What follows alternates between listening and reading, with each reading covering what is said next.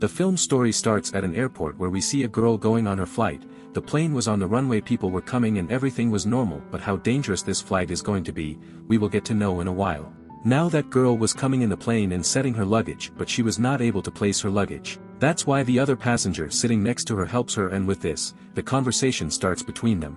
The plane had also taken off. They both talk and the girl introduces herself as a model. The man who was sitting next to her introduces himself as a musician, and the girl remembers something.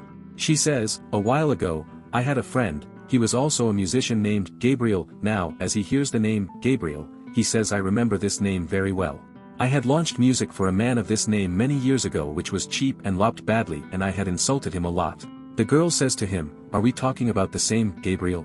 Because at that time he was my friend." The man asks, "Is his full name Gabriel Pasternak?" The girl says, "Yes." Hearing this, another bad woman gets up from her seat. She was a teacher and says, "Gabriel has been my student, who kept failing in everything. That's why I remember him, because in my 30 years of experience, I have not seen a worse student than him." Here another boy says, "Yes, I also know Gabriel, he used to study with me and he was famous for his stupidity. That's why we used to make a lot of fun of him." The teacher says, "Isn't it strange that in the same plane, a lot of people are talking about the same man?" Then another man gets up from behind and says, "I also know Gabriel, he used to work for me. He was a very psycho person, that's why I fired him." The musician was also suspicious, so he gets up and looks back and asks all the passengers on the plane who knows Gabriel. The surprising thing was everyone raised their hands because somewhere, sometime, he met Gabriel and knew him. Now the musician asks, "Did everyone sitting here buy this flight ticket themselves?" Here another surprising thing comes in front, that no one bought this flight ticket themselves, someone got a gift and someone's company gave it here. The teacher says, "I also thought of canceling this flight, but I was strictly told to come that day." That the air hostess hears everything and comes and tells them that Gabriel Pasternak, you are talking about, he is the cabin chief of this flight today, and I also have a relationship with him. In my old life we used to train together, and one day he proposed to me. He wanted to marry me, but I refused him. Later, he became my senior. Today he is on this plane. I also didn't want to come, but I had to come today because he is my head. The worrying thing is that he went to the pilot section a while ago but hasn't come back yet, and none opened the door. Apart from this, both pilots are not answering. The musician gets worried and says, "This means the people present here have done wrong with Gabriel," but he asks that model girl, "You were his friend, right? What wrong did you do?" She says, "Gabriel used to like me, but I like his friend, so I cheated on him." Now the friend with whom he cheated, Gabriel, was also present on this plane.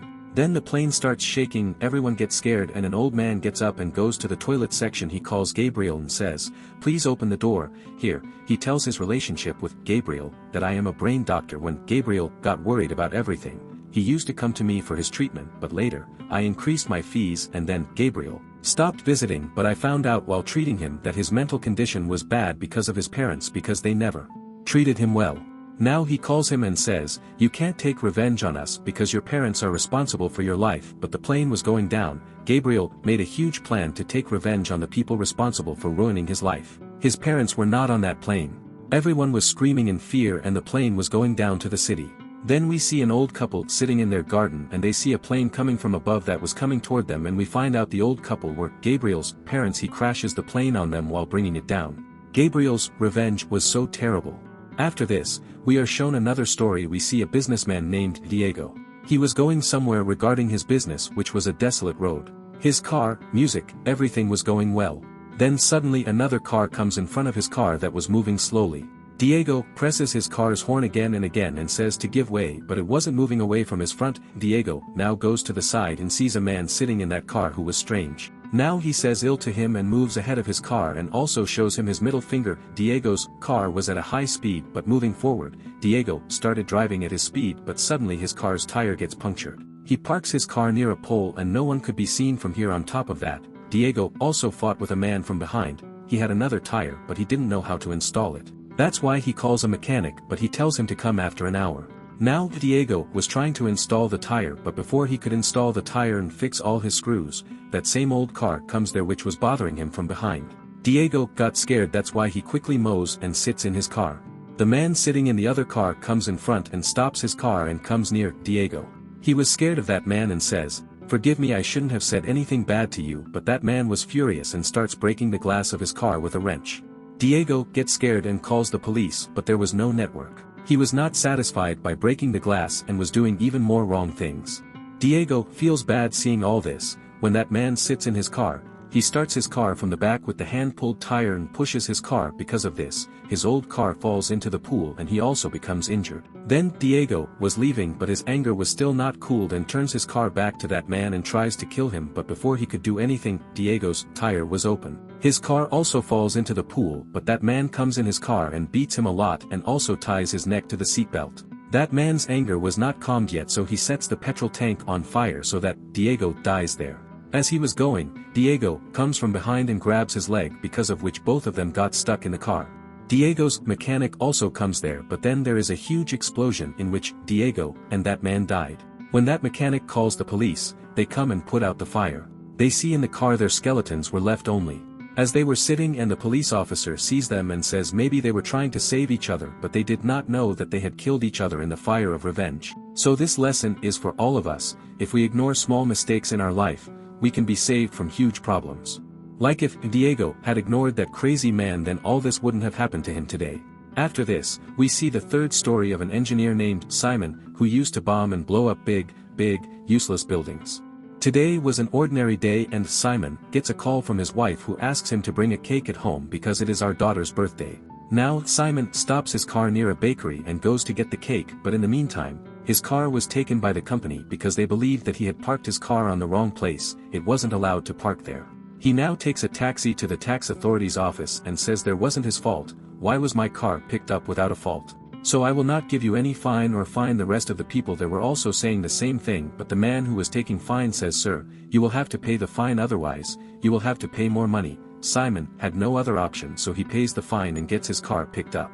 Due to traffic, Simon could not reach home quickly, and at home, his daughter celebrates her birthday with a small pastry. When he comes home, his wife was upset with him because Simon always believed our government does not work honestly, and he was stuck in all this.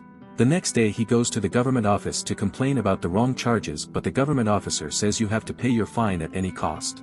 After hearing this, Simon becomes furious and attacks him, and the people standing there were encouraging him, but in the meantime, the police come and arrest him. After a while, Simon's friend goes to the police station and gets him released, but now this news was also published in the newspaper. Due to this, he is also fired from his job. His wife also files a divorce case, and he does not even get custody of his daughter because he didn't have a job. He was not getting any job. One day again, the company picks up his car, although this time it was not his fault. This time, he quietly gets his car released without saying anything, but because of all this, he was enraged because of them. His job, family, his future and everything was ruined. He wakes up one night and makes some changes in his car, and the next morning, parks his car in a no parking place. He wanted the company to take his car, and it happens the same, but as they pick up his car and puts it in their garage, there was a huge blast. The company's office, the cars around it, everything was destroyed, and this has become big news. How a common man raised his voice against the government. Simon had become a savior among the common people.